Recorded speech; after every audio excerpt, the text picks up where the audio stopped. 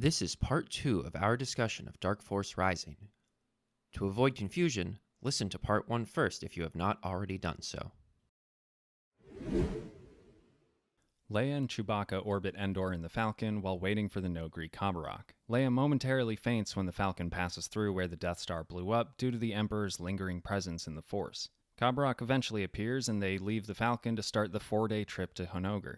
They arrive at the devastated planet to see the Star Destroyer Chimera in orbit. Believing that they've been betrayed, Chewbacca attacks Kabarok, but Kabarok's able to stun him and transfer the proper security code to the Chimera, blaming equipment malfunction for the slow response time. Thrawn and Pellaeon are received by the Noghri leaders planetside when they're notified of Kabarok's arrival. Thrawn recognizes his name from the team that went missing on Kashyyyk and allows him to land so he can be observed. When they land in Kabarok's village, he goes ahead to the clan center to announce their arrival. A recovered Chewbacca rejoins Leia, but then disappears into the ship to damage the equipment that Kabarok claimed had malfunctioned. Leia meets with the Noghri clan leader, who acknowledges her as Vader's daughter, but is reluctant to betray the Empire. Thrawn and Pellaeon reach the village and are given a welcome party. Thrawn questions Kabarok on his whereabouts the past month, who claims he was meditating on his failures. Thrawn believes this is a lie, and leaves a disguised spy droid to record activity in the village. Thrawn receives a report that the Millennium Falcon is at Endor and suspects that Leia is searching the remnants of the Death Star for information that could possibly lead back to Mount Tantus. When Wookiee hairs are discovered on Kabarok's ship, he returns to Honoghr to further question Kabarok and make a show of force to the Noghri. Leia narrowly avoids detection during the second visit, and Kabarok is taken away. I found it interesting that we start at Endor. I mean, I guess it's just another scene from the movie or place from the movie that we can start with, but it being the site of the death of the Emperor and kind of the death of the Empire, it's sort of weird that there's just nobody there and there's no historical site or anything. Like, it's kind of the place where the most important thing that's happened in the last 50 years occurred, and there's just nobody there. Yeah, I was actually just playing the space battle mode in Battlefront 2, and it takes place in like the wreckage of the Death Star in space. And it's like, now that the Death Star is gone, they're fighting over something. I forget, super weapon technology or something. But it's like, yeah, you would think one of them would establish a permanent base. So yeah, Leia and Chewbacca hang out there for a bit until Kabarok shows up, and Leia tries to leave Chewbacca on the Millennium Falcon and go by herself, and he's insisting on going with her. And she tries to give him an order to stay on the Falcon as though he actually like answers to her and isn't just a friend. Like, she views him almost as a servant. She's like, Chewbacca, I order you to stay on the Falcon. And then she realizes, like, oh, wait, he could fold me into a suitcase. There's nothing I can do to stop him right now. Yeah, I've never really thought about, like, nobody calls him Lieutenant Chewbacca or something. Like, he's just some naked guy that hangs out with Han Solo and does whatever he wants. Yeah, and, you know, I guess it's part of this life debt that I guess you're supposed to obey whatever the quote-unquote master says, or the dettee. And they also reveal here that Luke and Leia have both been extended under Han's life debt. So now it doesn't just apply to Han and Chewbacca, it also applies to Luke and Leia. And Leia I sort of get because she and Han are married and they're starting a family, so I get why Chewbacca's sort of influence includes Leia, but Luke as well. Like, why does Luke get to also be part of the life debt in this situation? Yeah, there's not really any reason. I mean, if anything, Chewbacca has saved Luke's life multiple times. Yeah, he owes him at least for the Death Star and probably a few other major situations. Yeah, Chewie was on the guns on the first Death Star run, right? Like, that's who actually blew up the TIE fighters. I can't remember. I think it's the other way around. Oh, I think Han was on the guns and Chewbacca was right. flying. But yeah, either way. But I guess that's just the life of the Wookiee, that once you get the life debt, you're just in it for everyone and forever.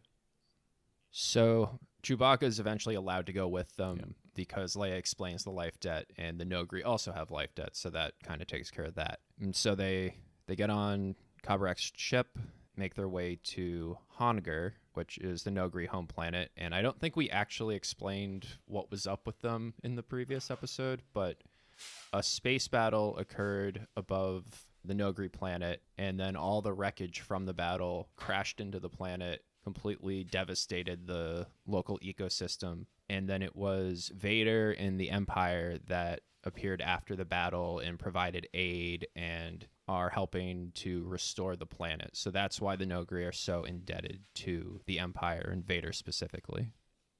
A very strange fun fact is that the Noghri were, in one of the earlier drafts of this book, supposed to be the Sith race, because Darth Vader is the Dark Lord of the Sith, and they were supposed to be that Sith. I don't even know what to say about that. I mean, okay, that's a weird half-court shot to take. Like, I can't remember. I haven't looked at the original Star Wars transcripts in a long time. I don't think that was even remotely close to what the Sith were supposed to be. Maybe I'm wrong. Maybe this is based on something, but it feels kind of like something made up for the book that would not age well at all if that was what they stuck with. Yeah, it's also such a weird thing to decide, like, I'm going to be the one to explain what the Sith are. Yeah. So the Tales of the Jedi comics from Dark Horse started in 1993. So I guess, around the same time, maybe a little bit later than this book came out. And that one is entirely about the ancient Jedi and Sith, all the ancient Sith Lords and all the wars they had back then. So I guess there was no official explanation at the time when this was being published, but within like a year or so, the whole Sith lore became a lot more established. So 3PO's with them, and when they reach the Noghri village, he notes that a lot of the Noghri customs and infrastructure would indicate a pre-spaceflight civilization, and he points out local clan centers. They have a monarchy or royalty system, and they're basically equating pre-spaceflight to what we would consider indigenous ancient civilizations, but we basically live in a pre-spaceflight society now that's pretty in terms of like culture is pretty indistinguishable from like normal Star Wars culture. Their everyday lives, they just have airplanes that can go to different planets essentially. Right. So it's funny to consider pre-space flight like these primitive cultures when most of Earth's history is different and also pre-space flight. Yeah, and the fact that so many other planets follow exactly what he's describing, of they have their own specific religions and cultures and monarchies and things that are not part of the broader Republic approved cultural zeitgeist. Yeah, for royalty to be considered primitive, I feel like kings are very common in Star Wars, even if they do have a galactic senate. A lot of the planets we see have royalty on them. And Leia even points out that, hey, we had that on Alderaan too. I'm a princess. One thing that really stood out to me when they get to this planet is the name for their female clan leader is the Matrock. Maybe out loud doesn't sound like anything, but on paper, it's like somebody misspelled matriarch by accident.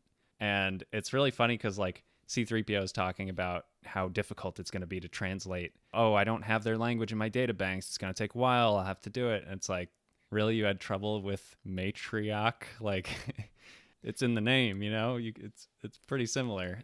Yeah, for as much trouble as authors typically go through in order to make all these, alien sounding names for everything. And then we just come in here with a slight variation of matriarch was pretty funny. Yeah. So we also learn here that Kabrak didn't go home after Kashyyyk. He just hung out somewhere else for a month. So when he comes back, Thrawn is just instantly suspicious because he's like, where have you been this entire time? And Kabrak tries to claim that he was meditating on his failures, but it just seems like the most suspicious thing you could do is just disappear for a month and then pop back up later with like no real explanation.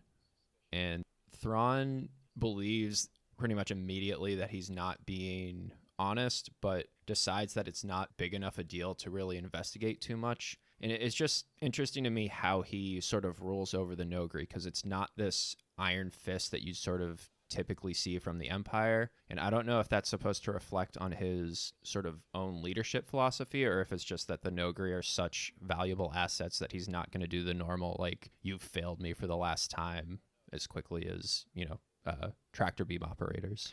Yeah, well, he clearly understands their culture and to some degree respects it. I mean, obviously he's like exploiting them tremendously, but he appreciates art and he understands that like, okay, I need to follow their various rituals and like go through the systems that they've established, even though I'm going to steamroll it when I want to, that it's easier to get what I need from them if I don't just like forcibly try to take everything when I could just get it voluntarily in a lot of cases. So I think that's factored into his behavior in these scenes. But yeah, I also agree. It's like, it does feel a little bit like he's just letting things go that he probably shouldn't. But Speaking of, after he does find the Wookiee hair and, you know, decides to take a bit more interest because he believes that Kabarak was captured by the New Republic, even then he decides to let them do their like rituals of public shame before actually doing a proper interrogation. And I feel like, you know, this is one of the first cracks we see in his strategy where he's thinking on a purely tactical level, and that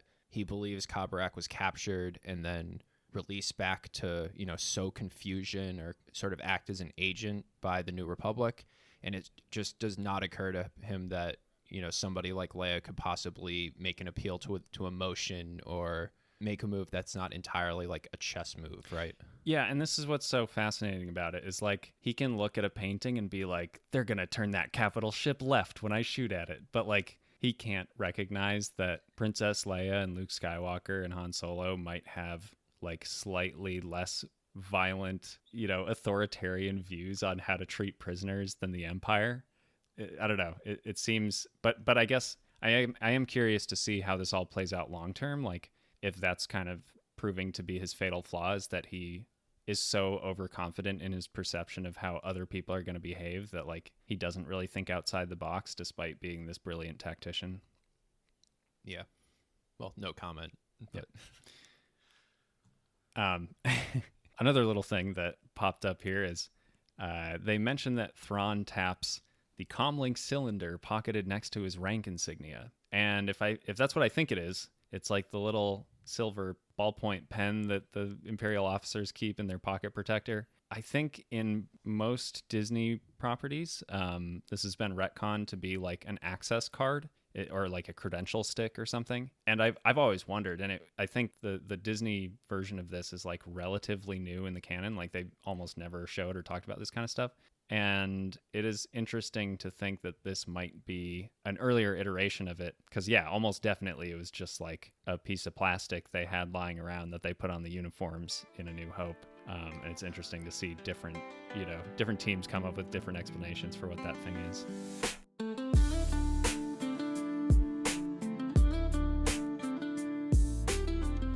Yeah, so my biggest weird out moment in this whole section and like maybe, I don't know, a third of the entire book is the major like noble savage vibes I'm getting from Leia and her whole trip here. She frequently compares the Nogri and the Wookiees because they both have honor built into their society. And she comments to herself like, perhaps their cultures are not so different after all. It's like, okay, just because two different aliens on different planets are like strong fighters and have some concept of honor, I don't know, it was very gave me the heebie-jeebies. And like she's this white savior coming in to be like, I have to save these beautiful beasts from the evil empire by showing them the way. And it's like, give me a break, like you're a colonizer like that. And you know, we'll find out later that there's more to it, but like her initial thought is that the rebellion is like responsible for the ecological disaster on their planet because supposedly a rebel cruiser like crashed into the ship into the planet. it doesn't help that basically like the culture and the infrastructure that they have is pretty much just entirely Native American coded, right? Like they have similar totem pole sort of structures and stuff like that, and it's just the thinnest possible like painting over of just Hollywood Native Americans. And you know, with the noble savage trope, you're basically hitting all of the major like points in those types of stories where you have this like idealized view of primitive and pre-industrial societies where it's like, oh well, it's a simpler time with simpler people, and they're naive, but it was a more honorable way to live. But at the same time, those characters can't be their own characters. They're just these sort of like idealized people. And so that's sort of with these types of stories, the native characters aren't even allowed to really have personalities because they're just meeting this stereotype. Yeah, and there's even a part where she's like, the different Nogri have different skin colors. Like, is that a sign of age in them? Or is it are they split into racial groups? I should ask Kabrak about this later. It's like, no, you shouldn't. You don't need to ask that. Oh my God, Leia, you can't just ask people why they have different skin colors. Yeah. It's just like a lot of weird stuff like that where it's like, why did they feel the need to include this? But, yeah, like you said, she's literally there to save them, a situation that they can't get out of on their own until the white savior shows up and sort of lifts them out of it. Yeah, I mean, I feel like it's not necessarily something that was like malicious on Zahn's part with this. It's more sort of that was kind of the Hollywood pop culture portrayal of natives. And if you want like a shorthand for a native society, you just use, this sort of stereotype. For what it's worth, like Dances of Wolves came out in 1990, right around the time he would have been working on this. And that's a movie that was generally well received. And, those portrayals, I think, were generally viewed as positive. I think the Native American community may have been a little more split on it, but there were some groups that, viewed it positively because, maybe Noble Savage is better than Savage Savage if you're going to be portrayed in a movie. So I don't know. I think it's, it's as much a product of the time it was as anything else. But I think Disney Plus probably wouldn't go for this today. Yeah, and I'm racking my brain now thinking about different one-off Clone Wars arcs, like, because they have all kinds of episodes where they go to some planet and there's like some sort of primitive culture that they have to grapple with.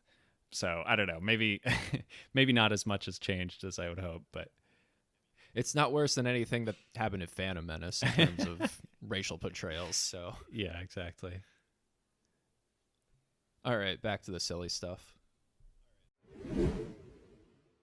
Han and Lando reach their destination with Senna and Irenez, where they are introduced to the group's leader, former Corellian Senator Garm Bel Iblis. The senator had been presumed dead, but had actually gone into hiding during the war and been slowly rebuilding his forces while fighting the Empire. Bel Iblis asks Han about the power that Mon Mothma wields in the current New Republic government, and reveals that he has been in contact with Phalia. Lando is skeptical due to the inconsistencies in Bel Iblis's story, and wonders whether he is actually an Imperial imposter intent on stirring up trouble with Phalia. Back in their quarters, Lando recognizes the color scheme of the Dreadnought furniture as having belonged to the Katana fleet, and the two look for more evidence. After a brief investigation, they run into Irenez and Senna. Unbeknownst to the senator, they ask Han to speak to Mon Mothma and have her and the council formally invite Bel Iblis to join the New Republic. They reveal that Bel Iblis had led one of the three major factions before the official formation of the Rebel Alliance, along with Mon Mothma and Bail Organa. Bel Iblis left after Organa's death, and Mon Mothma began to amass more power. He feared that she could eventually become a new dictator, and was preparing a resistance force.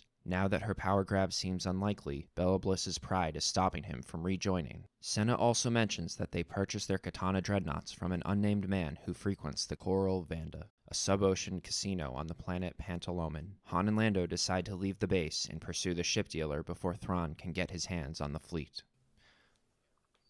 Alright, so we find out that Senna's ship is called the Peregrine, and that their group is from Corellia, which is where Han Solo's from, and the Millennium Falcon is a Corellian freighter, right? And so are we just supposed to believe that like every ship from Corellia is either Falcon or bird-based, with it being called the Peregrine? Yeah, right. Like, I think Shadows of the Empire thankfully called Dash Rendar's ship the Outrider, which has nothing to do with birds. But yeah, if it was like the Eon Bald Eagle or so, it'd be like, oh, come on, give me a break. again, it's this thing where they take one tiny bit of information and then it's like that's how they all must be, that we keep seeing play out in these books. And then we learn a little bit more about Han's backstory. And I don't know how much of this was covered in like the standalone Han Solo novels that came out before this, but the history that they give for him is like totally different from what we see in the Solo movie, where he's like a street rat who claws his way up and goes through the academy and then like breaks out of that and becomes a smuggler and bounty hunter, whatever.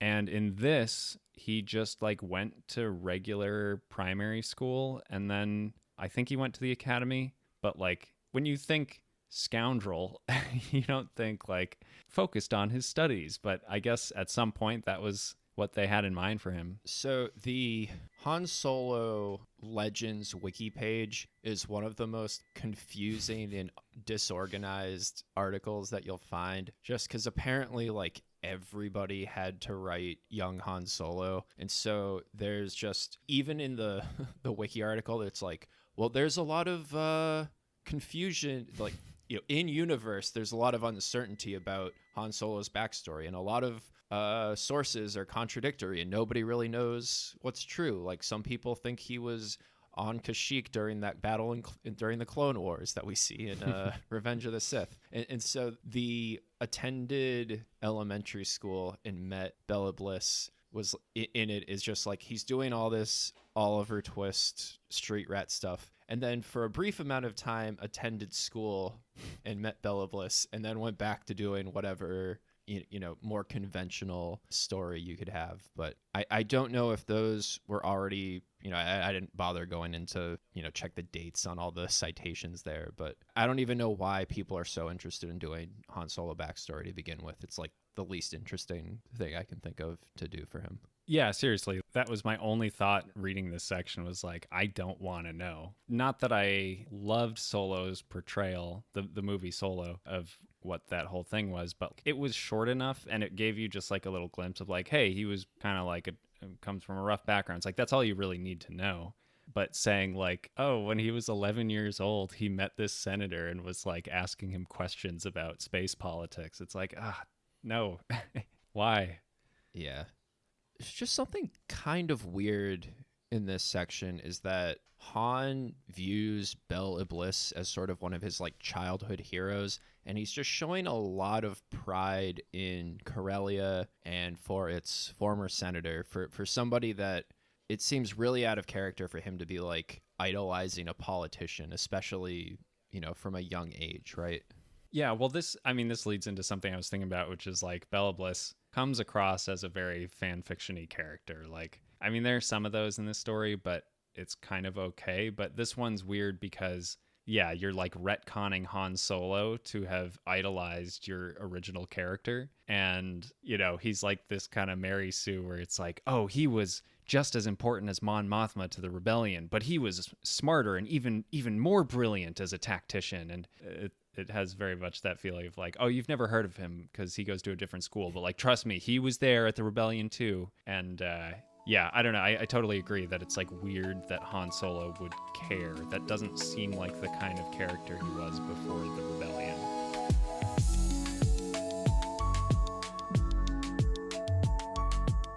Yeah, so the question that Han asked Bella Bliss that he's referring back to at middle school assembly or whatever was about the increasing anti-alien sentiment that was creeping into the Republic. And it did occur to me that in the Clone Wars, most of the Separatists were aliens. You mean in the canonical? Non-humans?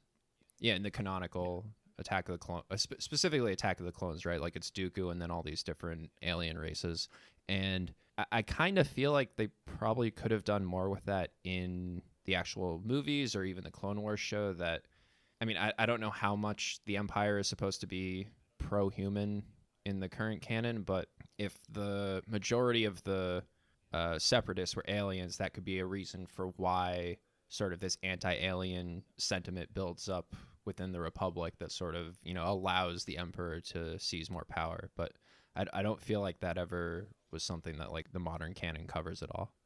Yeah, I mean, I think the one thing that they've been very consistent about is the Empire only employs humans and the Rebellion has aliens mixed in. And the amount of aliens mixed in is dependent on the production's budget of like how many costumes or CG models they want to make. But yeah, it's definitely something that I wish they had explored a lot more in the Clone Wars or the movies or whatever, because yeah, it's like a really low-hanging fruit to kind of illustrate how these things play out in real life. And a lot of, obviously, again, the whole like themes of the trilogy is about authoritarianism and that sort of stuff. So yeah, I feel like in everything but Andor, they kind of treat it like the Empire is this separate organization that just kind of popped up and took over everything, and the people living under it have no agency and no contribution to sort of the norms and like the society that gets established of it, just so that we don't have to feel too bad about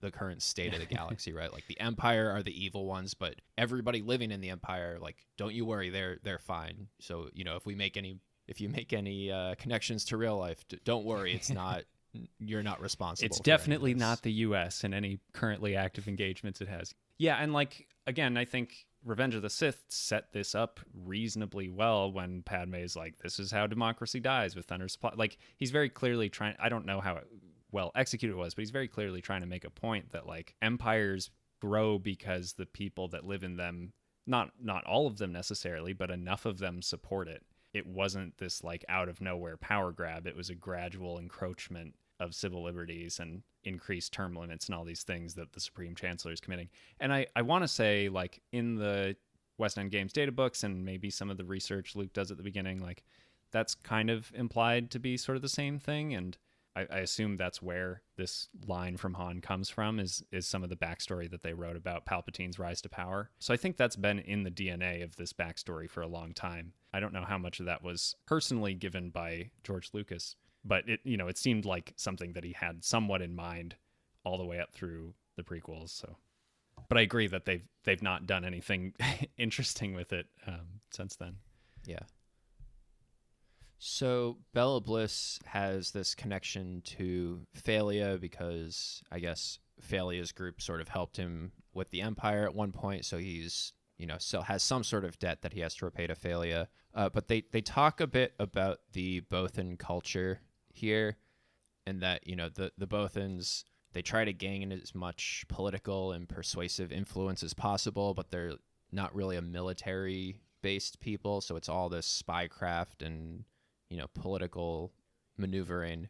But he thinks that Phalia was unlikely to be the one that framed Akbar because Bothans are too cautious to directly frame someone. They're just opportunistic, which makes me wonder how they gained any power to begin with. If they're scheming, but they don't actually scheme anything to gain power.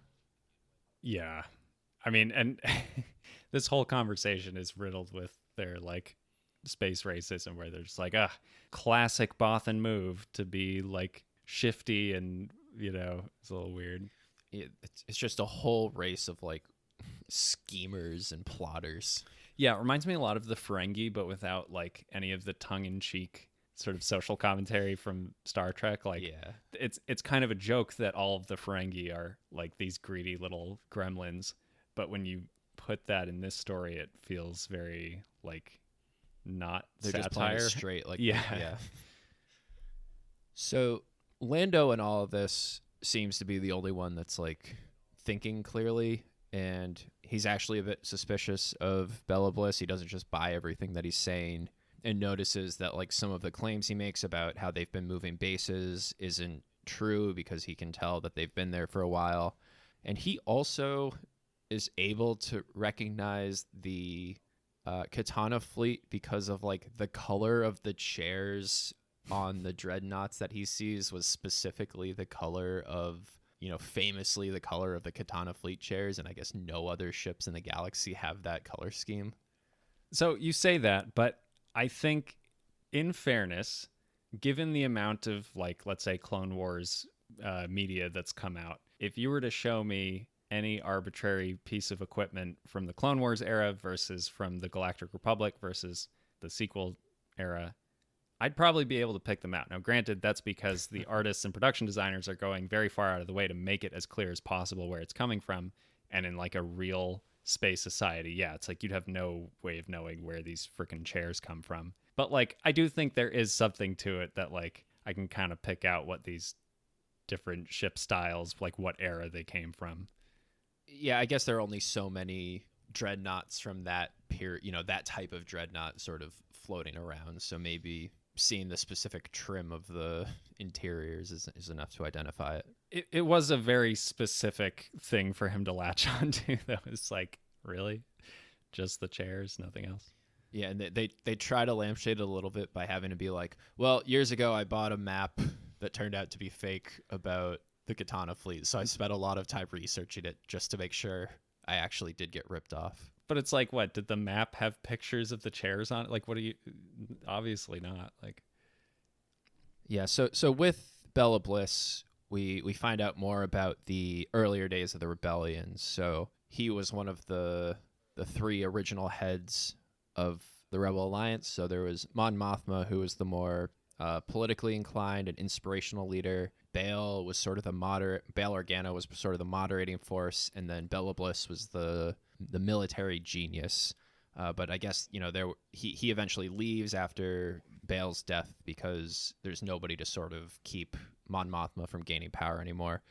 And I do see this as sort of like a proto Andor, when that looks a lot more into what the sort of infighting is that happens in the early days of the rebellion. Yeah, it is funny because, I mean, Mon Mothma takes on a very different role, but some of the archetypes that they describe here could potentially be mapped loosely to like Saw Gerrera and Luthen, and so it is neat to see like... Yeah, he definitely falls into like that sort of type of character, but obviously Luthen and especially Saw go like several levels beyond what they want to include here. And so they mention that Bella Bliss was actually the one that brought the three groups together originally to sign the Corellian Treaty on Corellia. And you can actually see this if you want in The Force Unleashed, where the Corellian Treaty, which is supposed to be this big moment for the rebellion, is Starkiller gets them all together. They say something like, all right, so it's agreed. Mon Mothma will get the political forces together. Bail will supply the money, and Garm will direct the fleet. And then they all immediately get kidnapped by Darth Vader and the Emperor. And I don't know. I was very unhappy when that showed up in Force Unleashed. Yeah, I think if you interpret that as the like canon sequence of events that then leads to what they're talking about in this book, it's very jarring. The more I look into it, the more I listen to like YouTube shorts from Sam Witwer, who played Starkiller, the more I'm like, okay, people there didn't think this was like necessarily explicitly filling in the gaps between the movies as like the canon thing that's happening. I know there probably were people working on the project who were like, no, this is the canon continuation, but like at the very least my headcanon for this now non-canon Legends continuity is that like, yeah, this is not how it actually happened. Everything else aside, having Starkiller be the one that drives the whole thing is so bad for me, just because it means that the Rebel Alliance wasn't just the people of the galaxy sort of deciding to rebel and coming together. It was like, because the whole thing was like a trick by Vader, I think, right? Like he wanted to gather all of the Empire's enemies together under the guise of creating an alliance. So I don't know, that whole thing never really set well with me. You mentioned the Sam Witwer interviews. I have this vague memory of watching behind the scenes stuff with Force Unleashed on like IGN back in the day, and them talking about Lucas coming in to the studio, and they were running the story by him and were nervous that he was going to say they couldn't do stuff. And instead he heard it and said, oh, you could also do this other stuff that ties into canon. And they don't say exactly what it is, but in my head, I've always been like, yeah, that was Lucas. He was the one that ruined that Corellian Treaty moment, just because like he knew it was a thing that happened and just wanted to put in the game whether it fit or not. So I have no evidence that he's the one responsible for it, but he's who I'm blaming for all this. I could see that. On Hunogre, Leia and Chewbacca discuss options for leaving the planet. Leia tells the Matrox that they intend to free Kabarak to prevent him from being interrogated by Imperials, and the Matrox agrees to offer her aid. While speaking about the Matrox family history, Leia realizes that the battle that damaged the planet happened during the Clone Wars, and that the Empire has kept the Noghri enslaved for decades by keeping the planet poisoned. She meets with the Noghri clan leaders and proves the Empire's deception by dissecting an Imperial restoration droid and demonstrating the damaging effects of the chemicals inside. Convinced, the Noghri plan for a time to betray the Empire, while Leia returns to Coruscant with Kabarak. Mara retrieves an impounded freighter from the spaceport on Abregado Ray, but a Star Destroyer is waiting for her and she's captured. She uses her Emperor's Hand recognition code to request a meeting with Thrawn and is brought to Endor, where the Chimera is capturing the Millennium Falcon that had been left in orbit. She tries to negotiate for Karrde's freedom in exchange for the location of the Katana fleet. Thrawn gives her 8 days to get the information from Karrde, but hides a tracker on her ship. He's been researching the crew that Karrde had found the fleet with in the hopes of finding someone else who knows where it is. He also contacts Niles Ferrier and has him pursue Lando and Han directly, rather than Bella Bliss's dreadnoughts. Mara arrives at Karrde's new base, but they're immediately ambushed by Imperials and Karrde is captured. Mara complains to Thrawn over the betrayal, but is restrained by Rook. Thrawn offers her a leadership position with the new Empire, but threatens to send her to Sabaoth if she does not comply. He honors their previous agreement to lift the bounties on Karrde's organization, but keeps Karrde to extract the location of the fleet. Before she's transported back to the planet, she's able to hack a console and pull the Chimera's upcoming schedule, as well as Sabaoth's location on Jomark. Planetside, she convinces Karrde's people to get her a ship and Yasal Miri so she can go there and ask for Luke's help. Han checks in with Winter on Coruscant and finds out that Luke left a message for him to meet him at Nukov. When they get there, they find out that Niles Ferrier had sent the message. Ferrier offers info on the Katana fleet to the New Republic, but Han turns him down. During the discussion, Ferrier's Wraith sneaks aboard the ship and plants a tracker, allowing Ferrier's crew to follow them to the casino with the ship dealer. Leia's acting really weird in these with the Noghri. Chewbacca's repeatedly telling her, hey, don't go outside, like the Imperials keep doing flyovers and if you get spotted, we're all going to be in trouble. And she's just like, yeah, but I need some fresh air. I need to walk around the village. And Chewbacca's like freaking out and she just ignores him. There's just this constant back and forth where she tries to like subtly slip into conversations with the Noghri, like, well, by the way, you know I'm Vader's daughter, right? Like, I think the Empire might not be completely truthful. I know you really like the Empire and you like Vader, but I don't know. I'm Vader's daughter. Maybe you should listen to me instead. And it's just this like really sort of passive aggressive way of trying to like convince them to betray all of their values. Yeah, she's trying to trick them. And like so disingenuous. It comes up so many times where she's like, I'm just going to leave out the fact that like Vader switched sides at the end and killed the Emperor, you know, the guy that the Empire is named after. Like, just omits all of the important details that would call into question her relationship to Vader. Like, oh yeah, one time he blew up my home planet. Like, I don't know. Yeah. There's just she's just like, I no, spent my most of my adult life directly fighting against Vader and the Empire. Like, I don't know. Yeah. But yeah, during this time, she also starts having second thoughts about even going to see the Noghri in the first place and taking such a risk because she still views them as servants of the Empire. And she's like, is this really worth it to be trying to, break them free here? Yeah, I mean, the one thing that I really liked about this whole sequence is that it mirrors Luke's conflict with trying to help Jerus, right? Like, he knows Jerus Sabaoth is like totally insane and probably has evil intentions, but he's still willing to help them. And Leia is kind of in the same boat where it's like, okay, this is really probably going to come back to bite us, but I still feel really bad and I want to do the right thing and help them. So I don't know. I thought that was like a cool connection that they drew. Eventually she's sort of able to figure out what's actually going on here because she finds out that Kabarak, who was referred to as the third son of the Matrox, is not her third son, but her, I guess, great-grandson, right? The son of your son of your son. Or your whatever. son would be your son, second son would be grandson, so third son would be great-grandson. And so it puts the battle that destroyed the planet 44 years earlier, which is 35 BBY, so around the time that Phantom Menace takes place in the canon timeline.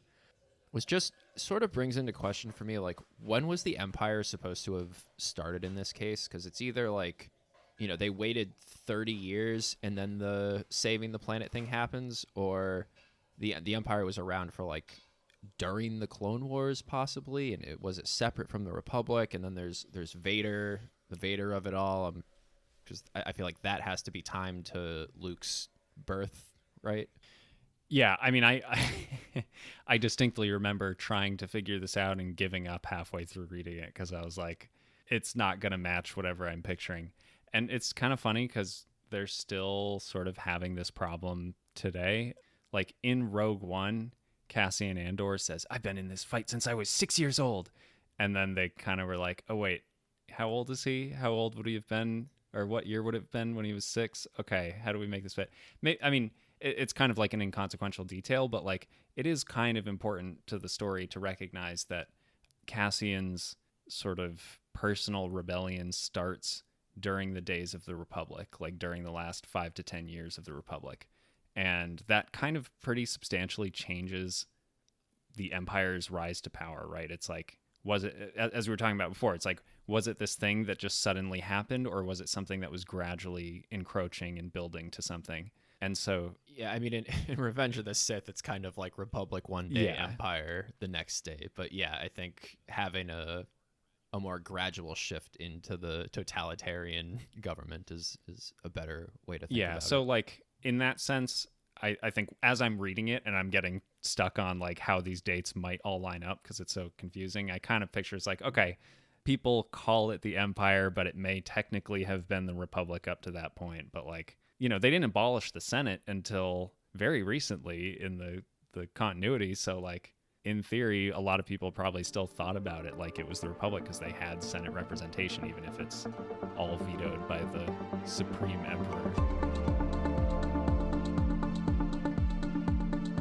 So shifting to Mara, she really takes sort of center stage here. One thing that stood out to me right at the beginning of her section here is that she visits Abregado Ray to recover the impounded ship that was actually it was caught there during Heir to the Empire.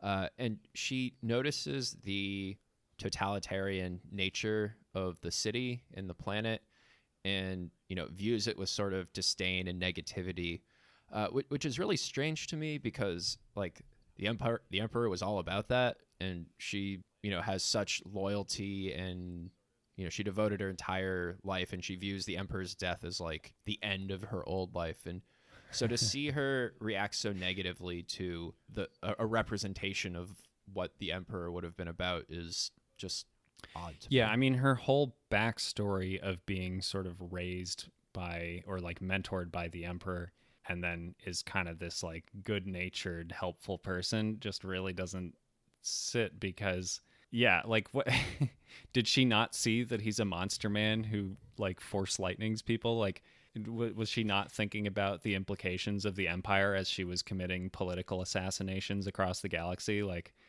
I really wish I could understand why she thinks about it the way she does.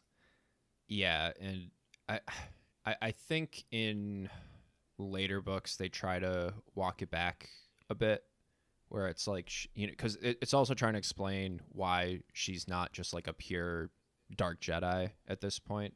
And it was that her indoctrination was just to be loyal to Palpatine, and all the other stuff was sort of not as emphasized. Like the pure loyalty was the main piece of it. So, that's their explanation for why she's not this like raging fascist now. But I still don't know if it really works that much. Yeah, like I for all the flaws that the Disney era Inquisitors have, like I feel like they're a little more realistic in the sense that they embody the values of the Empire pretty effectively. Yeah. And so she gets picked up by Thrawn and, tries to throw her weight around as a former Emperor's hand to try to, take control of the situation. And Thrawn, because she says, like, I delivered the Emperor's voice throughout the galaxy. Like, you need to show me some respect. And Thrawn just calls her a courier and says, like, you had no authority. Like, you didn't make any decisions. You literally, you carried his his voice, like literally, but you had no power. You weren't anything. Yeah, it's funny because hand is an interesting term. I mean, I get that it just means like, you're their tool, but it's like how many hands does the emperor have? Is he Dexter Jetster? Like, I don't know. I feel like if there was some other appendage or metaphor that is multi-headed, maybe would make more sense. But How many hands does he have is actually a. Oh yeah, so Thrawn does comment, you were just one of the hands. You weren't special, and this is news to Mara. She thought she was the only one, and whether Thrawn was being truthful about that, we're not going to find out here. Spoilers, yes, but it won't matter until like 80 books from now, and even then, the hand part isn't really that important. So yeah, we get a Cloud City kind of thing where Mara makes a deal with Thrawn that she'll give him the Katana fleet, and then he immediately alters the deal and follows her to Card's base and just takes them all hostage. And Card doesn't even feel that angry when he finds out that Mara betrayed him, even though she'd be giving off all these sort of suspicious vibes with the backstory she never really exchanged. And if anything, he's just regretful that he doesn't have a number two as skillful anymore. yeah, I thought this was really funny because the whole time, all the way through the first and then most of the second book, Thrawn is like letting Card escape, and he's like, well, he could still be useful. Like, well, we might need him. And it was funny that he finally strikes a deal where it's like, hey, I can have my cake and eat it too. Like, I'll still get to have Card as this, insider informant on the smuggling world, and I get the Katana fleet. And he's like, you know what? I'm going to cut my losses and just take the whole bag and run with it.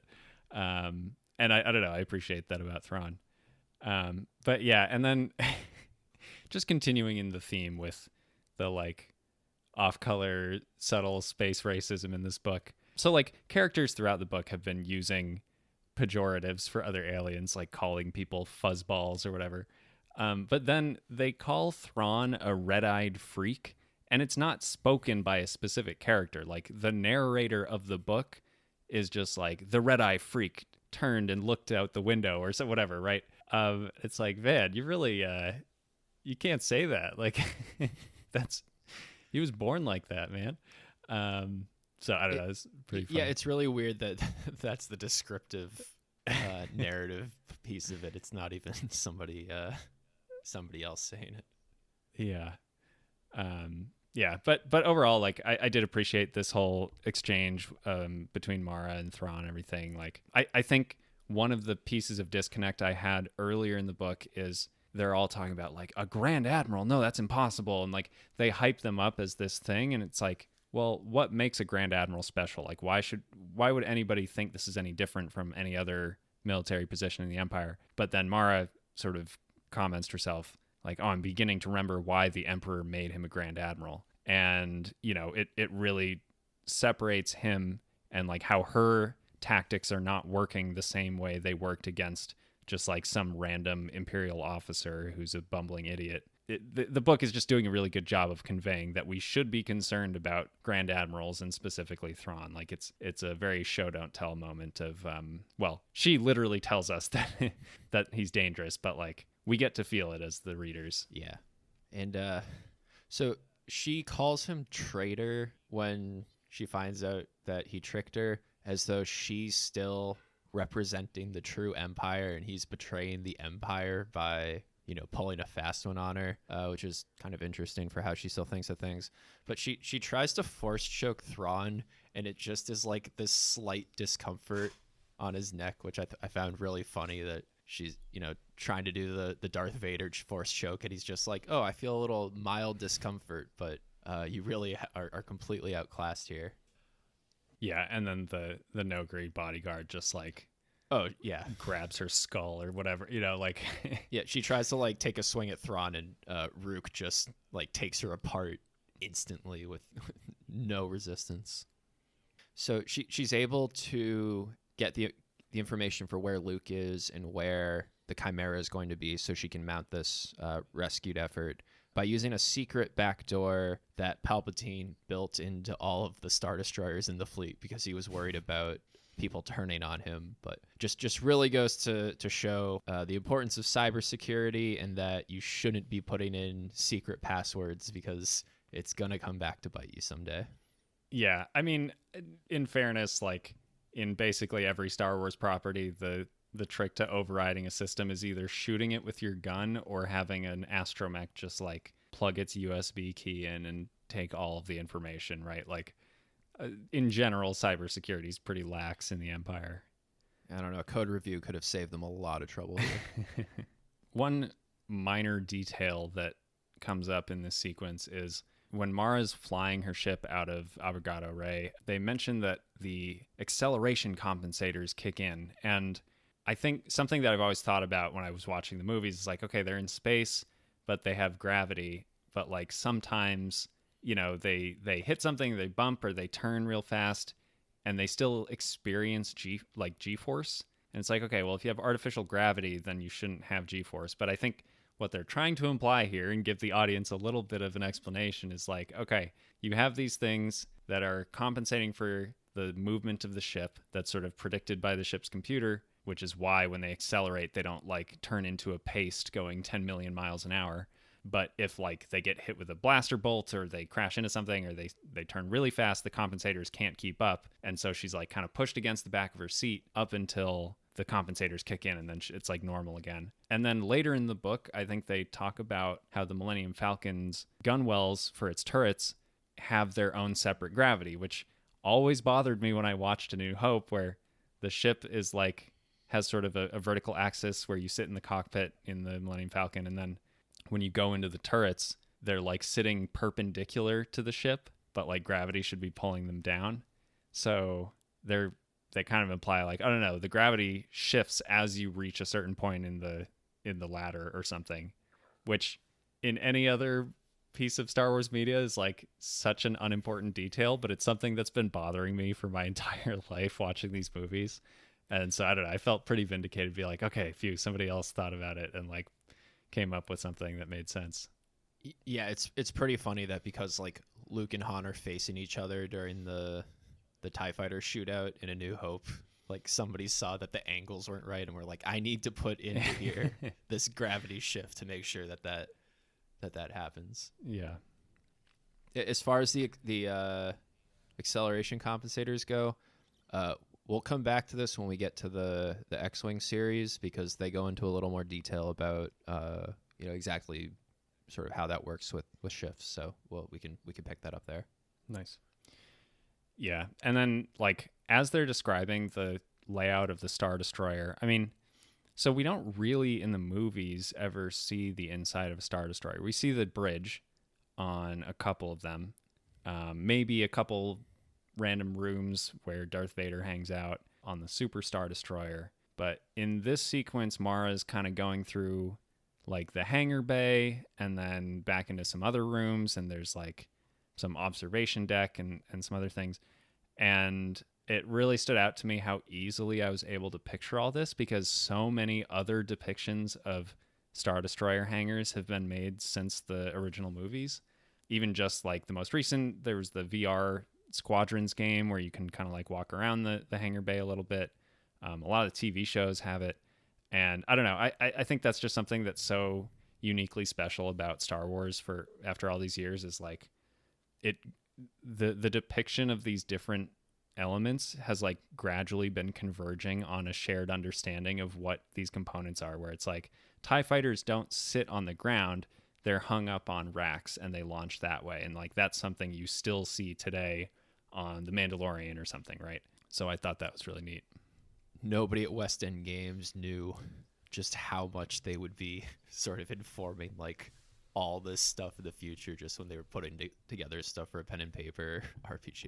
Yeah, I mean, they clearly put a lot of time, a lot of thought into it. So I'm not like totally surprised. But yeah, it's and I would also say like not every innovation they made up for the tabletop game like came all the way through. Like I don't think anybody talks about calamari cruise ships or anything. This kind of stuck a little more. But yeah, so little note here with Han and Lando.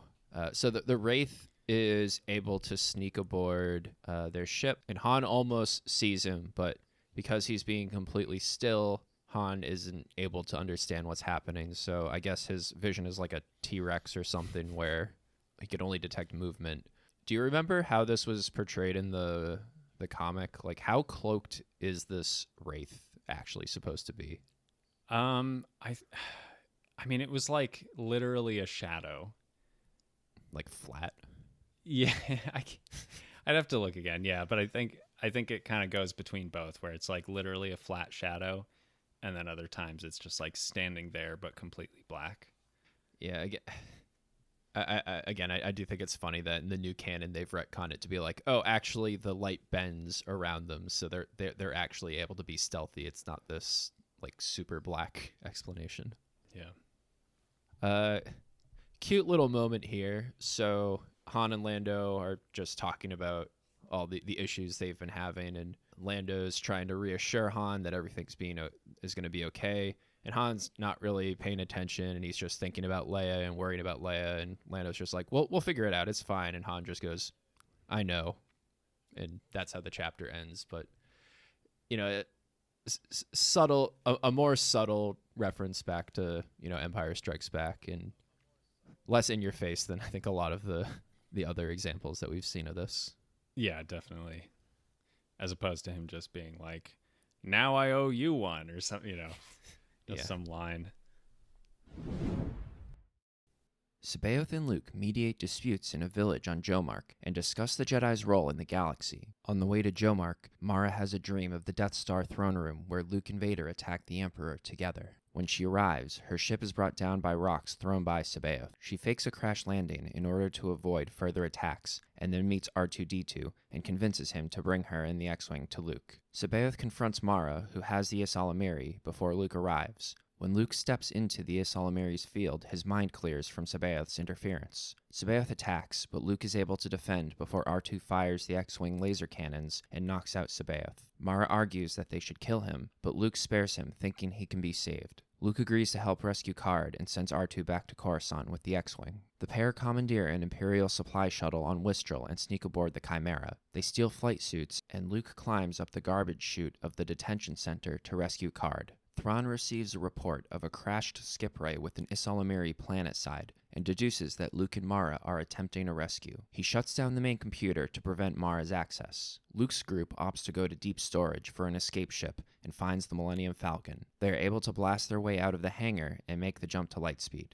On the Pantaloon Casino, Han and Lando search for the ship merchant with knowledge of the Katana fleet. They exchange fire with Farrier's people, but are forced to flee after Imperial forces arrive. Thrawn is able to extract the fleet's location from the merchant. Alright, so yeah, Luke is just sitting in the middle of this village, making rulings, sort of similar to what he had to do back in the bar earlier on Nukov. And he's just sitting there kind of thinking, like, this is really strange that I'm doing this right now. Like, we've really lost the reason that I came here in the first place. But C'baoth is trying to use this to teach him how Jedi should be sort of ruling over people. And it really sounds a lot like, Vader and the Emperor talking about the true power of the Force and how it allows you to always be in control of every situation.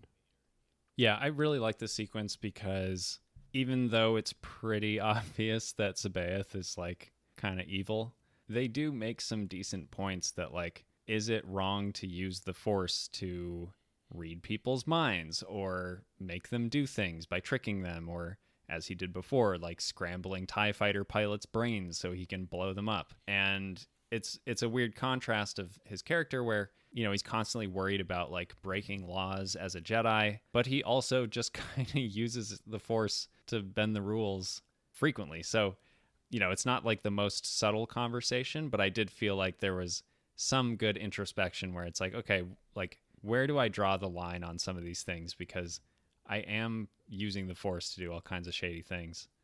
Yeah, and I mean, C'baoth is clearly nuts, but he is saying, like, well, the Jedi have better judgment than everybody else. And if we have the power to do something about it, why, with great power comes great Yeah. responsibility, and we're obligated to make things right because we know the way. They also talk about the Jedi Purge, and Sabaoth says that the galaxy turned on the Jedi, and Luke says, "Well, I thought it was just the Emperor and some dark Jedi, but most people were okay with the Jedi." And it's presented as Sabaoth's madness for blaming the galaxy for the Jedi Purge, but I feel like if you're gonna do a galactic extermination, people have to be on board to some degree, right? I wouldn't know, but yeah, I mean, maybe. I don't Yeah, know. I mean, it's he's supposed to be this mad clone, and that everything he's saying is nonsense. But even in Revenge of the Sith, right? Palpatine's like, they tried to overthrow us, and they tried to attack me, and that's why we're killing all of them.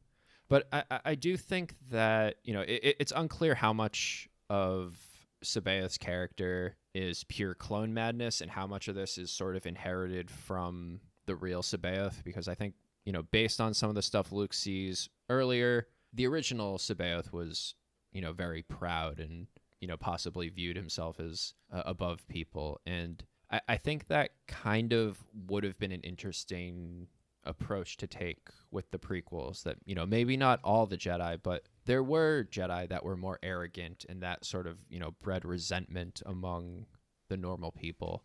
I kind of feel like the prequels don't really give a good justification for like the issues with the Jedi Council or the Jedi in general.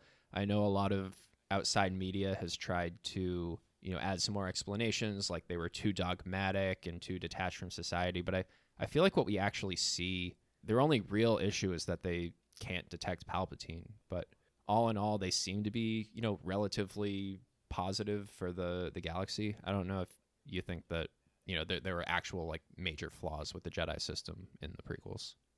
Yeah, it's definitely a weird mix of like in the original movies, they're sort of, it's kind of taken for granted that they're just these very well-intentioned, helpful, nice, wise people. And then, yeah, the more and more series that come out, they start to add flaws to the characters. And part of that, I think, is just a reflection of how society views heroes, right? It's like, we see this in a lot of arenas. Like you have The Boys as a really popular superhero show because it's like, well, what would superheroes really be like? And so I think we got some of that in The Acolyte, where they very not so subtly kind of tried to answer the exact question you're asking of like, what would the Jedi really be like to have this like super elitist secret society that kidnaps children and turns them into their brainwashed like super powered freaks? And I don't know. It's a hard question to answer because, yeah, I do think some of the breadcrumbs were laid in Revenge of the Sith and Attack of the Clones,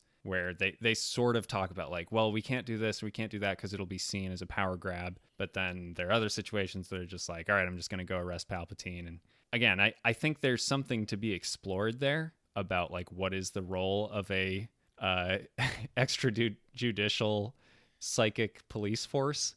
But it's so hard to fit it into the world and the universe that that the movies have created that it's hard to explore it in that framework. It's tough when their main antagonists are like ontologically evil. Yeah, like there's not a lot of room for subtlety in the light side, dark side force, and I feel like the reason that like the Acolyte kind of had some issues is it was trying to insert some subtlety there. And at the end of the day, the Sith are still, out to just kill people for their own benefit. So I don't know how much you can actually insert there. Yeah, it's funny because they like kind of were onto something with the whole witch cult, where it's like, okay, the witches aren't like light side or dark side per se. The conflict that they set up on the show is that the witches are they're not strictly Jedi, and they're not following like the rules that the Galactic Republic has okayed, right? The Jedi are a condoned form of power, and I'm fine with all that. But yeah, when the main villain is a guy that wears a skull mask and his like hobby is murdering people, it's just, yeah, the ambiguity flies out the window. It's like, okay, well, I still think the Jedi are the better ones. Like, sorry. Yeah, he's like, I just want freedom to wield my power. And it's like, power to do what Yeah. exactly? To stab everyone to death. Yeah. Yeah, I mean, actually, as an aside, I feel like the Acolyte would have worked a lot better. I don't feel like it actually showed the flaws of the Jedi. Like, a lot of it was just that, what's his name? Squid Was it Game. Soul? Yeah, the Squid Game guy was just like kind of a weirdo and like didn't actually embody any of the flaws of the system. Like, he actually was kind of against a lot of what the Jedi preached and what they stood for. Yeah, he was very much like a Qui-Gon archetype. Like, Yeah, so I feel like it, if because the Trinity was actually seemed to be handling things relatively well, right? yeah.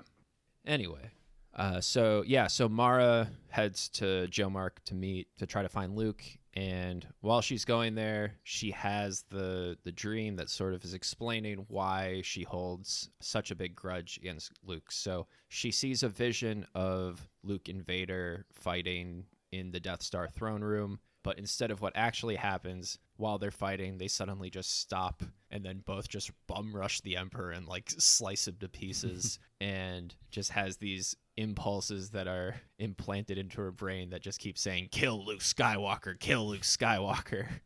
The combination is sort of what works for me here, that not only is it just the sort of like indoctrination happening, but she also sees this false vision of what happened, and it was like, oh, Vader and Luke betrayed the Emperor. It wasn't just like a fight that was happening.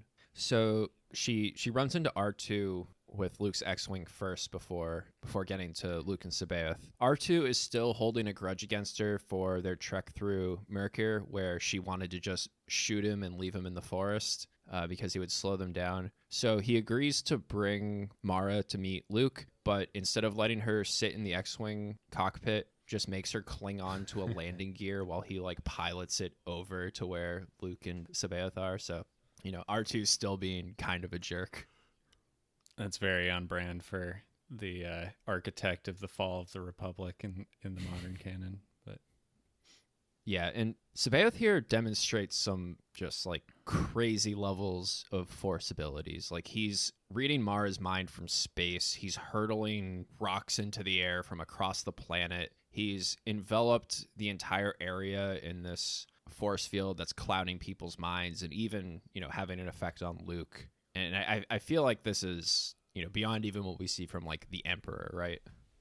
well, I mean, I think in the books, the Emperor can, using battle meditation to control troops is like kind of a version of this. I really like this as a storytelling point. Like, I so much prefer the kind of ambiguous, it definitely feels more supernatural, and I definitely prefer this over just like an enemy who can jump really high or run really fast, right? Like, I feel like that's where more modern force depictions have put characters, is they just have like stronger force powers. But I like the idea that his existence in the society is like corrupting it, and that he starts to build this like relationship with the environment where he can detect intruders and do that kind of stuff. Throwing rocks at a spaceship seems a little far in the other direction of that, where it's like, really, he'd be able to target a ship moving like hundreds of miles an hour with a rock. But yeah, I like the stuff where it's just like he's like slowly poisoning the community with his brain. But on that note of silly force powers, so what stood out to me was that Sabaoth uses his lightning again, and Luke is able to catch it with his lightsaber, which is something that I had previously thought was invented for Attack of the Clones. Maybe they independently came up with it for that movie, but I was surprised to see a depiction of it in a book this early in the franchise. Yeah, and even the way that they describe blocking it is very close to what happens in Attack of the Clones. So the way it's described is that the green of the blade was surrounded by the blue-white coronal discharge. So sort of the way that it like wraps around the lightsaber, like when Obi-Wan catches the light, it doesn't just like deflect. Yeah, it's like a magnet for it. Yeah. Like, yeah, so I found it interesting that was those were sort of consistent, because I don't think anybody that worked on Attack of the Clones would be going through this book to... there were a lot of like tiny Easter eggs about things in the movies. So I wouldn't be surprised. Like, a lot of the movie does take place on Coruscant, which, was from these books. So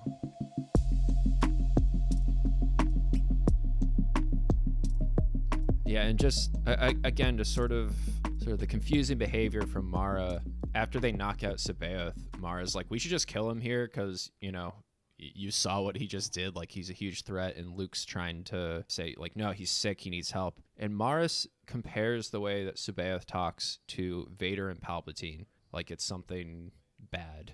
And again, you figure she'd be on board with somebody talking like Palpatine, but she views it as like a pure negative. So there's still this weird contradiction that's happening with her. So we get to the rescue attempt. Luke and Mara are able to board the Chimera. They're able to sneak aboard. And they decide to just do a reverse Death Star rescue from A New Hope, where Luke climbs up the trash chute to get to the detention level to get Karrde out. And they have almost like a perfect recreation of the "aren't you a little short for a stormtrooper" scene. Yeah. I'm trying to think if there's an equivalent. It's like, would the International Space Station have the same like garbage chute that an aircraft carrier would, or something? Like the Star Destroyer is implied to have the same layout as the Death Star, but the Death Star is a big ball. So like, yeah, it seems a little weird, but I mean, whatever. It's a tiny thing to get annoyed about, but I found it amusing because to me it was like Luke's a little kid that plays hide and go seek, and he found one spot that worked really well one time, and then every time he plays after, he just keeps going back to that same spot. And it's like, oh, well, sneaking out through the garbage disposal worked last time. Like, that's clearly, if it ain't broke, don't try to fix it. Like, we'll just keep doing that till they catch on. Speaking of repeating the same tactic over and over again, so there's a scene where they like have to steal some Imperial uniforms to blend in, and Luke is hesitant about just killing the Imperials outright in cold blood. And I'm glad that they actually thought about this a little bit and like contemplate it in the story, because so many of these modern Star Wars shows and movies and stuff, it's like they're like, oh, we'll just like knock them out with the back of our gun or something, And in this, it seems like, okay, that's not really a realistic thing to do. Our two options are decapitate all of them with my lightsaber, or like figure out a peaceful, nonviolent solution. And so he uses the Force to kind of mask himself as he goes in and just takes the uniforms. And again, I just appreciate that they have a little section where he has to contemplate the ethics of just like killing unarmed, technicians or whatever. But yeah, certainly not going to be the last time a Star Wars story has a rebel or Republic agent knock out or like steal an Imperial uniform. They can't get enough of that on Rebels. It's in A New Hope. It's gonna, we're just, it's like like poetry. Yeah. They rhyme over and over again.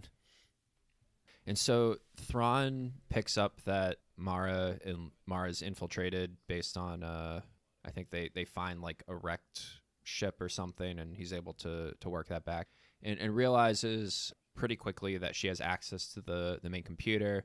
So he shuts that down. Once they find the lightsaber cuts that Luke used to like get through the garbage track, and as soon as he finds out that Luke's aboard, he's like, he's going to steal the Millennium Falcon. And Pelian's like, what? How would he even know that it's here? He's like, no, I know how Star Wars works. He's going to steal the Millennium Falcon. We have to secure it right now. Yeah, that was pretty good. And then if you remember in the last book, my big complaint was that Luke throws his lightsaber like 7 times. That's like the only move they use.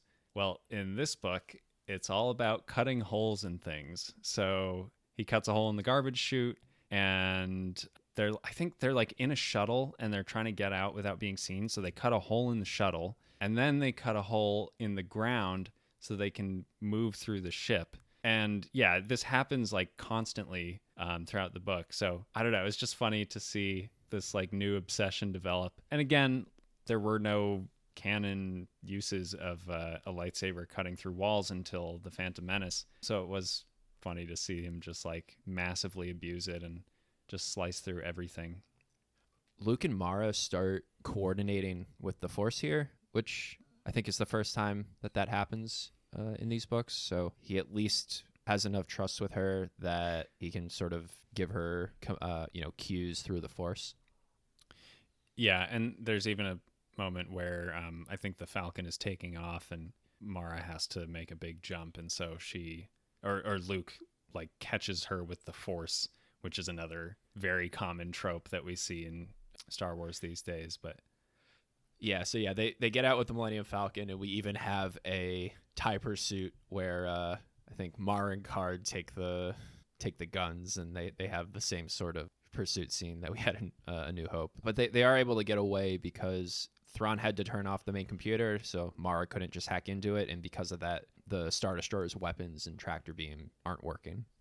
Yeah, this reminded me of the Darth Maul scene in the final season of the Clone Wars where he's on the Venator and he just like walks into the hyperdrive room and starts blowing everything up, and then it just like cripples the ship immediately. Obviously, that was a less subtle approach to this. I think they just go through the computer and flip some switches off, but it is funny that these enormous hulking ships can be brought down very, very quickly with minimal effort, especially after they already talked about how the Katana fleet was, because of that incident, it's like, we're moving more towards compartmentalization and droids. And it's like, yeah, but you can also just go in the computer and like hit an off switch and they're screwed.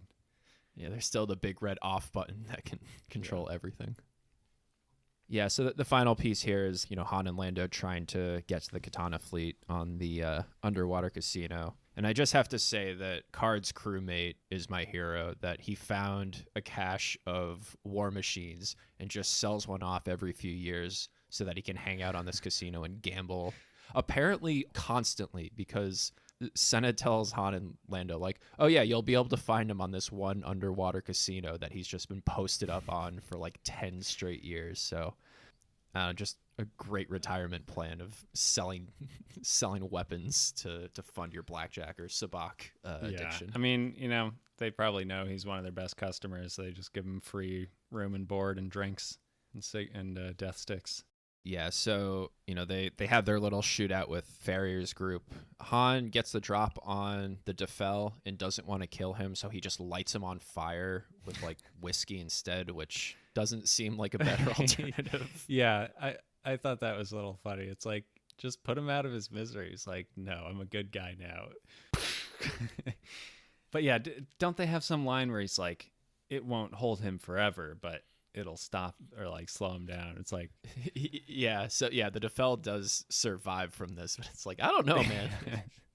It's not Anakin, but yeah, the odds get too high even for Han, so they have to bail. But as they're leaving, they just comment like, yeah, I mean, even if Thrawn does get to the fleet first and get these 200 dreadnoughts, it's not like he's just going to be able to supply crews for them immediately, right? So it's not like the war's over necessarily if he gets there first. Wink, wink. It fooled me. I mean, we'll get there, but on Coruscant, Karrde, Luke, Han, and Leia meet with Mon Mothma and Falia about the Katana fleet. Falia questions Karrde's story, suggesting it's an Imperial trap, but agrees to send a small task force the next day. Han tries to convince Falia privately, but is brushed off. Karrde sends Mara to round up his crew and go to the fleet immediately, then gives Leia the coordinates so she can send her own team before Falia.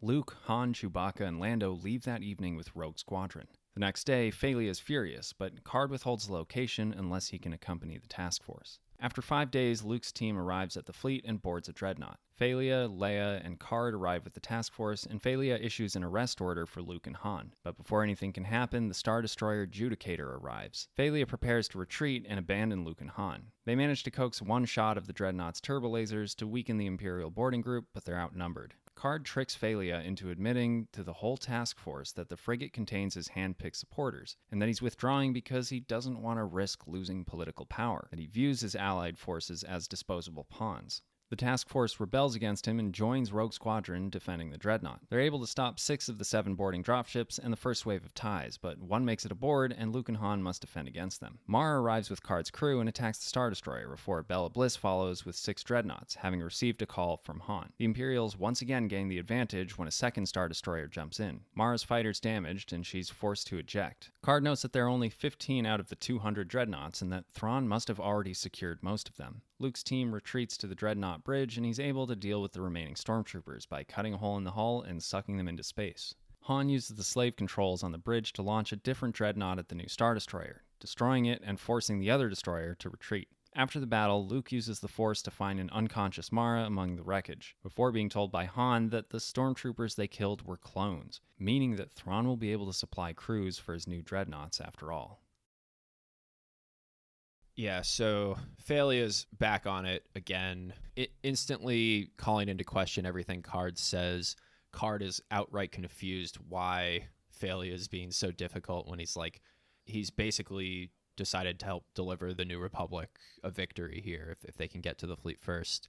And Phalia is just messing around. Han tries to have a little heart-to-heart with him, and it's just like, hey, man, nobody else is playing by the rules that you're playing by. Like, everybody else is trying to... Like, Akbar's not playing some political game against you. He's genuinely cares for the Republic, and Phalia just brushes him off. And I still don't know, like, how much does Phalia believe any of the stuff he's saying? Like, is all of this just political grandstanding, or is the Bothan character, like, so corrupt that this is the only way that they're able to think about things? Yeah, I've been wondering that, and I keep expecting there to be some kind of payoff of like, oh, Phalia knows something that we don't, or like there's something more to it that will explain his actions. And yeah, so far, at least up through this book, he's just a dumb idiot. Like, I don't know. Yeah, so it turns out that he's just stalling because he wants to get credit for getting the Katana fleet. So Card gives Luke the location. So he and Han go to Wedge. And Wedge, once again, is just like, they're like, hey, Wedge, you want to get in some trouble? He's like, yeah, let me go get Rogue Squadron. I could get court-martialed for this, but we're just going to disobey orders and go to this fleet with, not even really thinking about it. So they get to the location of the fleet. There are all these dreadnoughts there. And Luke just uses the Force to decide which one they should go on first, and it turns out that is the main command Katana. The ship's called the Katana, is the flagship of the fleet, and has like all of the master controls over the rest of the fleet. And it's not an application of the Force that you really see too much these days, of a character just being like, I don't know what to do. I'm just going to ask the Force, and the Force will tell me, how to advance the plot here. I mean, I feel like they've done that pretty frequently. I guess I can't really point to any examples, but I feel like maybe they get some, direction, but it's not as like blatant as it is. They constantly talk about the will of the Force that's sort of like guiding things. And it really depends from adaptation to adaptation how much of like influence that will actually has. So Phalia's group arrives with Leia and Card on board. It says that Han and Luke are under arrest. Wedge is once again just like ready to fight Phalia's forces and like kill New Republic soldiers just because he's down for whatever Luke says. But earlier, when Han was held up by Senna and he tried the old keep the communicator on trick in order to... while she talked to try to get Lando some information, she referred to that as the oldest trick in the book, and Phalia here falls for the oldest trick in the book, where Card and Leia start talking to him. Card flips on the like intercom for the fleet and gets him to admit, like, I don't care about any of these people that are here. All I care about is myself. The military are just pawns for my own political manipulation.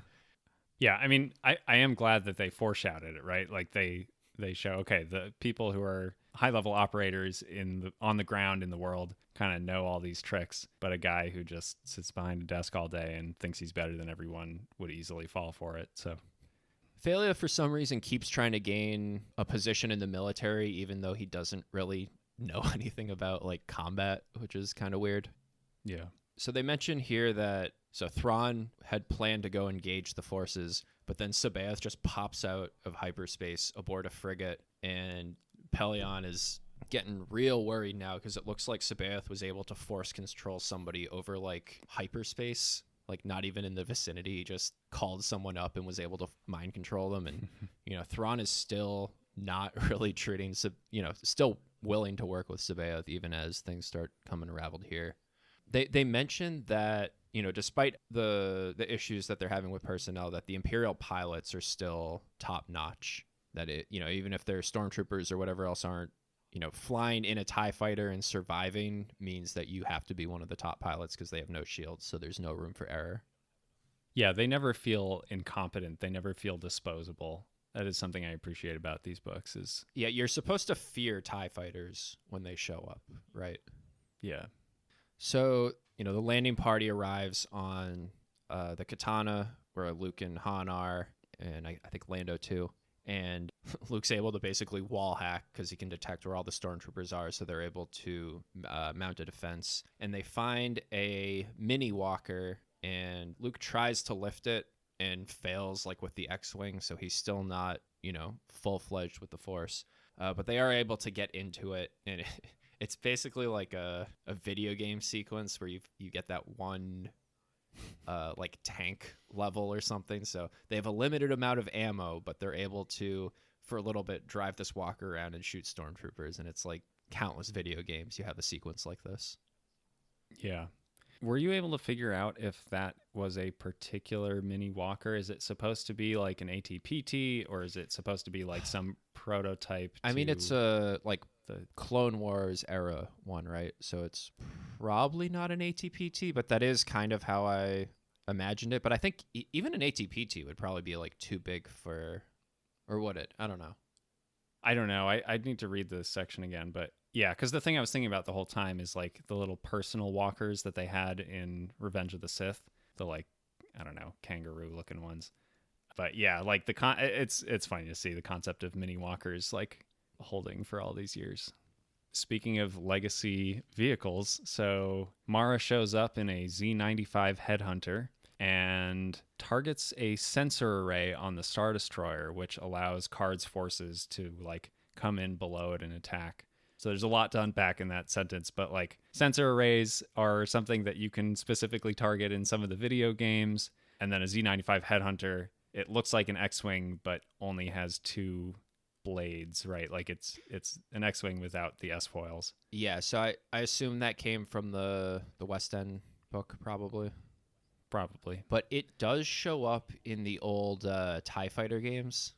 Right. Or X-Wing and TIE Fighter. I think in TIE Fighter, Headhunters are one of the enemy ships that you can go against. But we talked about the how good are the Rebel ships before with the X-Wings and the A-Wings.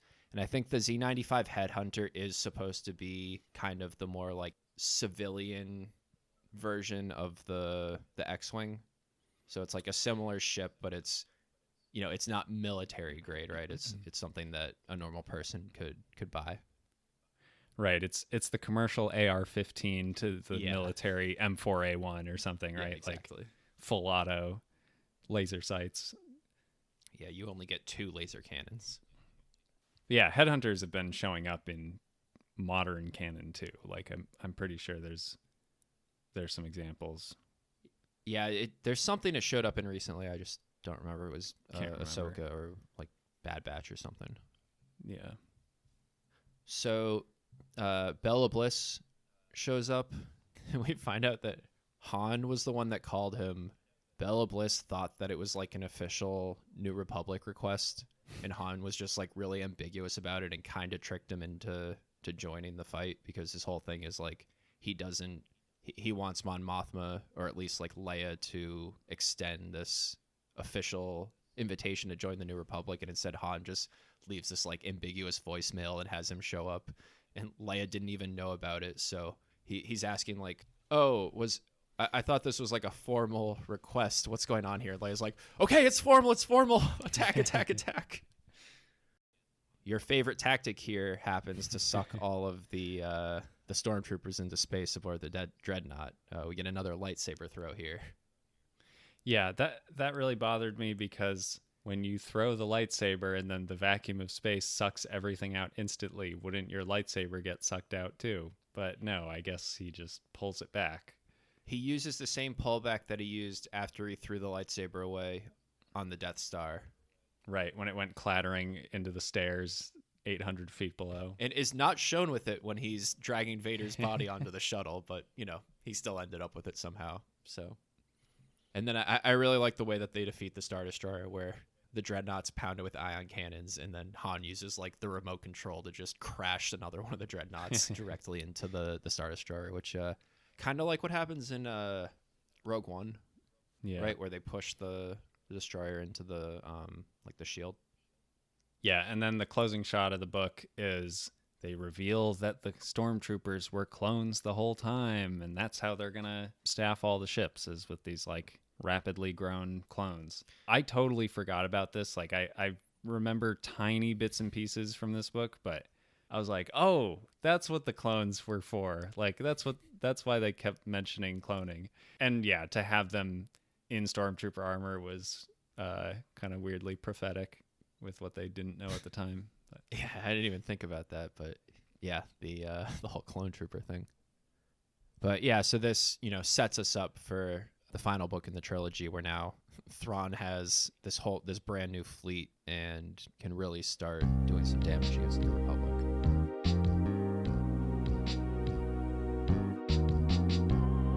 All right, so that was Dark Force Rising. General thoughts about it? Pretty similar to Heir to the Empire in terms of tone and what happens. I think Heir was more of an introduction, so in this one we're able to sort of get into the action and the plot immediately. There's not that level of setup, so there's a bit more happening in this book. There are some pretty cool sequences. We get the Nukov battle and escape. We get the rescue of Karrde from the Chimera. We get this final battle at the Katana fleet. And for the most part, I think it handles the moving parts of the different storylines pretty well. It was very hard to put together the summaries for each of these because they're just characters moving all over the place, and finding a way to group them that made sense was pretty tough. But, it means we are getting sort of a more complex story here. I do think they are squeezing, everything possible out of that original trilogy, lore and characters. And so we'll see sort of how that's able to hold up in the final book. I mentioned this when they were on Nukov, how some of these events sort of feel like, video game side quests. And I do sort of get a D&D feel, especially from Han's story, where he's sort of just like hopping from location to location, and each one's sort of like a single D&D section or something like that. And finally, Bel Iblis. I couldn't help but think of Sonic the Hedgehog 06, where the character Silver is just running around the entire game yelling, "Iblis Trigger!" over and over again.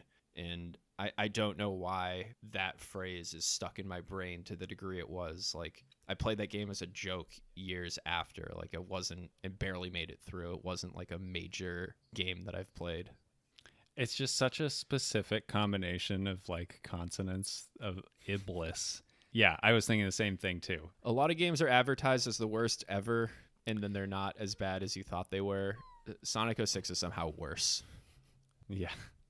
But yeah, Chris, what were your thoughts on Dark Force Rising? Yeah, so I mean, I think it was pretty good. I liked it about as much as I did the last book. I have some minor nitpicks, but nothing crazy. Overall, I thought the structure was a bit too similar to the first book, where the characters all kind of fall into exactly the same roles that they had the first time. And like you said, they're just kind of going off to different locations the whole time. And so like Luke doesn't really interact with Leia the whole time. She's off on some like random planet helping aliens with their stuff. Like that happened in the last book too. And then Han is off doing all the smuggler things with Lando. And I think just also the beginning starts with a space battle with Thrawn and then ends with a space battle with Thrawn.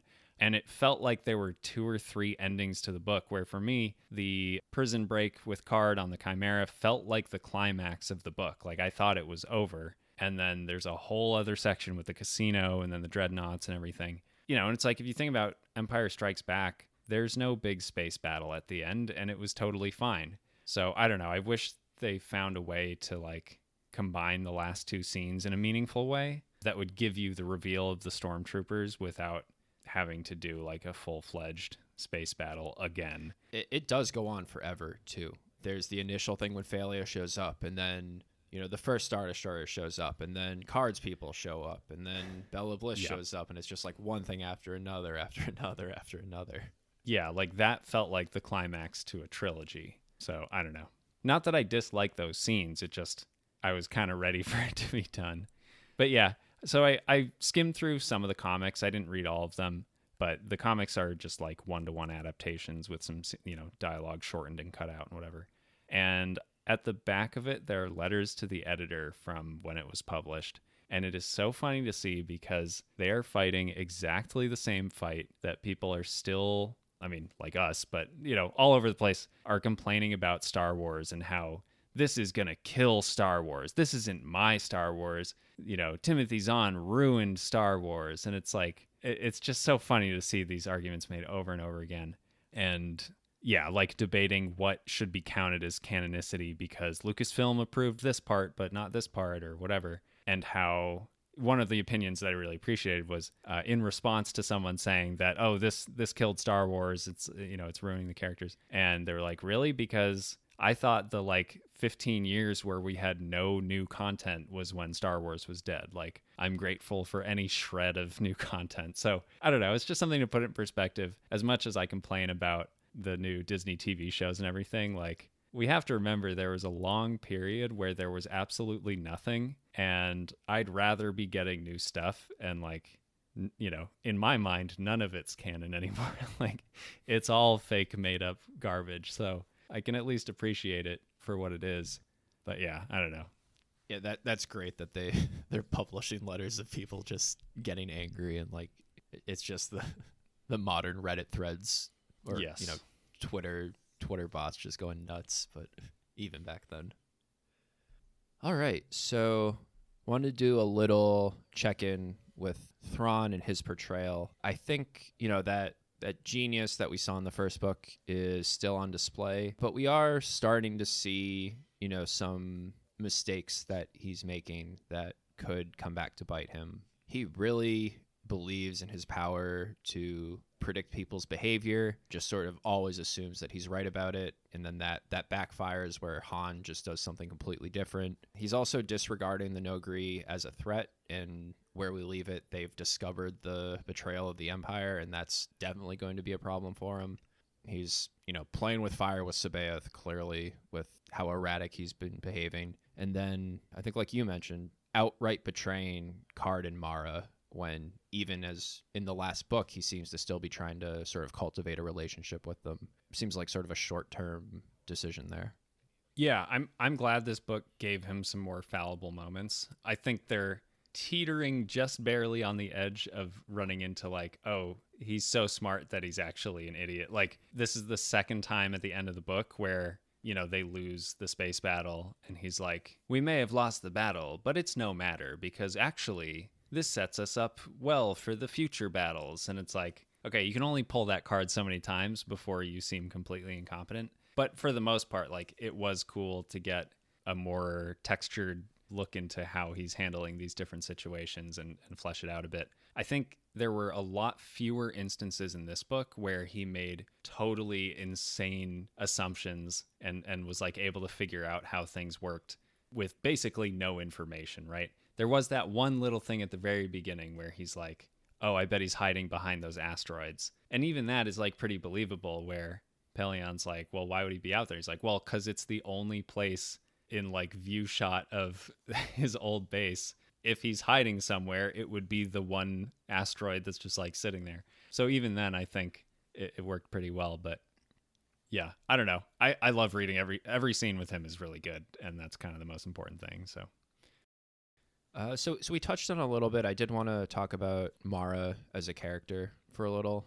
She is, one of the most popular characters to come out of all of the Legends canon. And I think a lot of that is, she's got this cool backstory, being the personal assassin of the Emperors. People are always going to gravitate towards that. She and Luke have this sort of Clark Kent, Lois Lane dynamic going on, where Luke is the Boy Scout farm boy, and she's the more, jaded personality. But, we touched on it, but she was the personal servant to Palpatine and still is showing all these admirable traits. And just, is that a a deal breaker for you in making this character believable, or does that affect how you sort of view her? I would say in general she's written well enough that it doesn't bother me too much, but I am sort of subconsciously waiting for them to explain how this discrepancy could possibly exist and make sense, right? Like Palpatine is like the incarnation of evil, and she's like, he was such a great man. You know, it's like, what are you smoking? Like, obviously not. Yeah, I don't know. Yeah, and as they move beyond this trilogy, there'll just be comment, like occasionally they'll remind us that she served the Emperor, but that becomes sort of less and less of her character and her role. So she's able to grow beyond just that, but it does make for if you wanted to take an uncharitable view of Legends canon, it was like, oh yeah, she's Palpatine's secret spy, and then she was one of the dancers at Jabba's palace, and then she shows up later, and you could pretty easily twist it as being a pretty ridiculous character to include in the series. Yeah, actually, it reminds me a little bit of Finn in the new trilogy, where like his whole backstory is that he's like an ex-stormtrooper. And then after the first 20 minutes of the movie, that almost doesn't matter at all, right? Like there's barely a time where they actually even, where it like plays into his character or decision making. Yeah, they mentioned the whole like stormtrooper indoctrination, and he shows no signs of stormtrooper indoctrination for like the rest of the movie. All right, so that once again brings us to our final segment, the Glup Shido Award, which is the character that fans would go crazy if they were reintroduced, and those not in the know would be completely confused about why fans would be going crazy for these characters. So, Chris, do you have some contenders for the Glup Shido Award?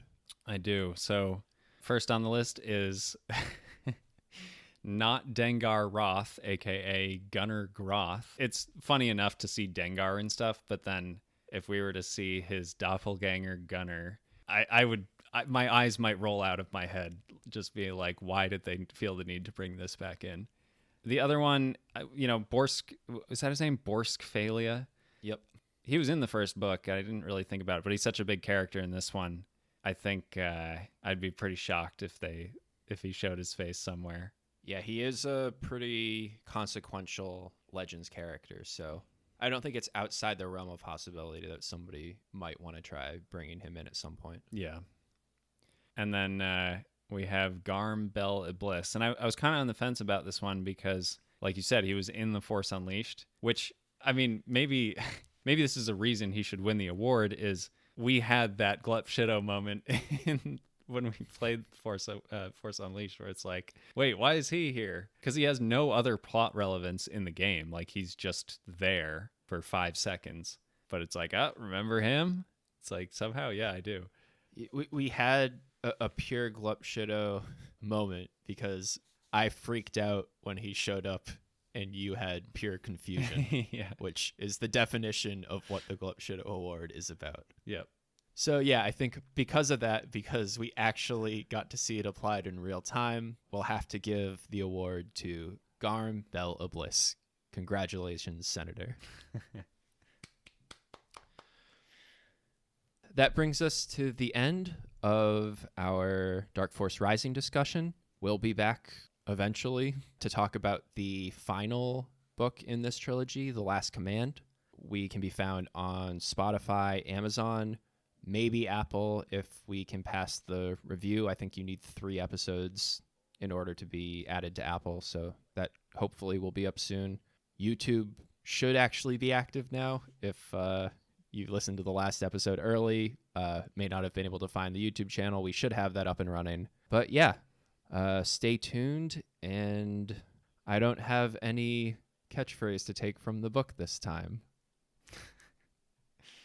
Get out of here, you red-eyed freak. Yeah, see you, red-eyed freaks.